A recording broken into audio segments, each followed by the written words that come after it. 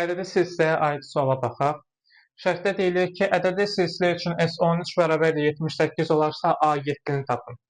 Biz bilirik ki, ilk n həddin cəmi düsturu 2A1 üstə gəlinsin n çıx 1 vur d böl 2 vur n düsturu ilə hesablanır. Burada n-ci həddimiz 13-dür. Yəni S13 bərabərdir 2A1 üstə gəlinsin.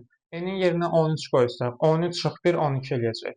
12D böl 2 vurulsun N-in yerinə yenə 13 qoyuruq.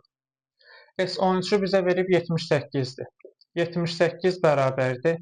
Burada hər tərəfi 2-yə bölsəm, olacaq ki, A1 üstə gəlinsin 6D vurulsun 13.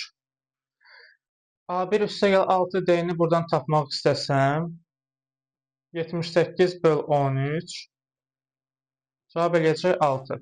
Biz də bilirik ki, A7-ni A1 üstə gəl 6D şəklində yaza bilərik.